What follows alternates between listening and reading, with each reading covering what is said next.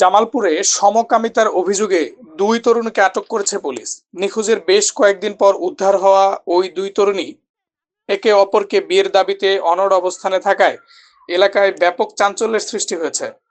জানা গেছে, জামালপুরের দিকপাই ডিকে স্কুলের নবম শ্রেণীর ছাত্রী আশামণি গত শনিবার সকাল ৯টার দিকে শিক্ষক মিন্টু স্যারের কাছে প্রাইভেট পড়তে গিয়ে আর বাড়ি ফেরেনি। দীর্ঘ সময় অতিবাহিত হওয়ার পর পরিবার বিভিন্ন স্থানে খোঁজাখুঁজি করেও তার সন্ধান পায়নি। নিখোঁজ ছাত্রীর মায়ের অভিযোগ, প্রতিবেশী মোসাম্মদ সাদিয়া দীর্ঘদিন ধরে তাদের বাড়িতে যাতায়াত করতেন। সাদিয়ার আচরণ সন্দেহজনক হওয়ায় এর আগে তাকে আশামণির সাথে মিশতে নিষেধ করা হয়েছিল। আশামণি নিখোঁজ হওয়ার পর থেকেই সাদিয়াকেও এলাকায় খুঁজে পাওয়া যাচ্ছিল না।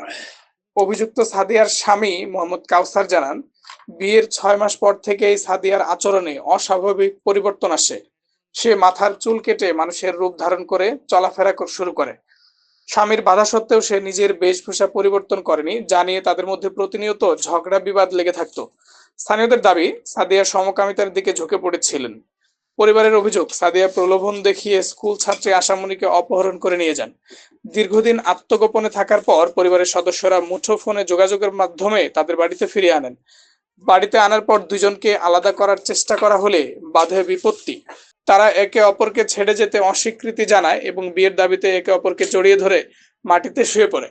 পরিস্থিতি বেগতিক দেখে স্থানীয়রা পুলিশে খবর দেয়। খবর পেয়ে পুলিশ ঘটনাস্থলে উপস্থিত হয়ে দুজনকে উদ্ধার করে থানায় নিয়ে যায়।